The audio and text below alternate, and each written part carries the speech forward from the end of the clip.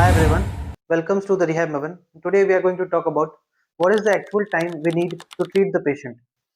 So ये completely इस पे डिपेंड करता है कि what are the goals of treatment और हम कैसे पेशेंट को ट्रीट करते हैं और basically what is the strategy behind treating the patient.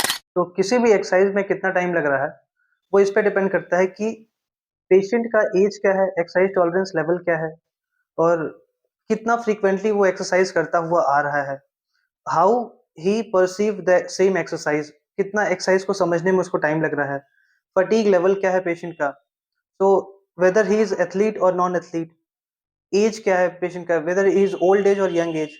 सो ये सारे फैक्टर जो है वो रिस्पॉन्सिबल है कि कितना टाइम लग रहा है एक एक्सरसाइज में. So it is not like कि हमने आधा घंटा एक एक्सरसाइज में दिया या someone is completing the session with in 30 minutes और कोई 1 घंटा ले रहा है, कोई कोई 1.5 घंटा ले रहा है. इट्स ऑल डिपेंड कि आपके गोल्स क्या हैं या आप बेसिकली पेशेंट से क्या चाहते हैं कि पेशेंट क्या करे. So it's completely depend on patient to patient as well as condition to condition. So जैसे फॉर एग्जांपल कोई भी ऐसा एक एथलीट और एक non athlete same age within same age 26 years of एक वन एथलीट और 26 years of non athlete with the same condition can have different fatigue level, different levels of exercise tolerance, different level of strength and different level of mindset. So हो सकता है कि जो athlete है he will take less time of rest period और जो non athlete है वो उनको ज्यादा टाइम लगेगा एक रेस्ट पीरियड को कोप अप करने में. सो एक रेस्ट पीरियड वाले फैक्टर है. द सेकंड थिंग इज कि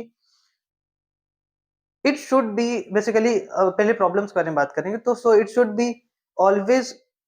अगर आप एक्सरसाइज पे एक्सरसाइज कराया जा रहा है इट मीन्स कि एक्सरसाइज करा रहे हो बट आपका गोल्स डिफाइन नहीं है, so it definitely may take time. अगर आप माइंडसेट से क्लियर हो कि we have to do the core strengthening and then quadriceps strengthening and then, so if you are not clear with the exercise that what kind of exercise I want to prescribe or I want to make the patient to do, so आप भी confuse रहोगे और patient भी confuse रहेगा, so this will lead to more time. Sometimes हम लोग क्या करते हैं कि पैसिवली पेशेंट को कोई भी एक एक्टिविटी या कोई भी मैनुअल थेरेपी कराते रहते हैं, सो उनको अच्छा फील होने लगता है तो वो कनेक्टेड हो जाते हैं आपसे. सो वो नेक्स्ट डे आपसे उतना और एक्सपेक्ट करेंगे कि बेसिकली आप ये चीज प्लीज कर दीजिए, यहाँ पे भी मेरा दर्द है, यहाँ पे भी दर्द है. तो आप वो एक्टिविटीज को रेगुलरली करते रहेंगे और उनकी डिमांड्स बढ़ते रहेगी.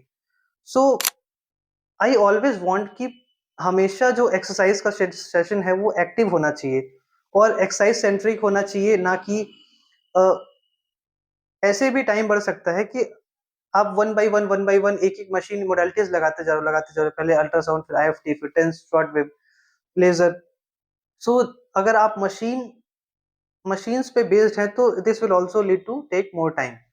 सो इट शुड ऑलवेज बी कि आप कुछ एक्सरसाइजेस कराइए और जो कुछ इजी एक्सरसाइज है वो पेशेंट को बोलिए कि आप खुद से घर पे ट्राई करें. कुछ बेसिक एक्सरसाइज है जिसमें लोड मैनेजमेंट की रिक्वायरमेंट है या फिर जिसमें जो एडवांस लेवल की एक्सरसाइज है जिसमें इंजरी हो सकती है, वो आप अपने सुपरविजन में पेशेंट से कराएं और पेशेंट के साथ कराएं. सो किसी भी एक एथलीट या नॉन एथलीट या फिर एनी काइंड ऑफ पेशेंट, कोई भी पेशेंट रहे तो उनमें बेसिकली ये डिफरेंस है कि हम हमारे गोल्स क्या हैं या हम उनसे क्या चाहते हैं.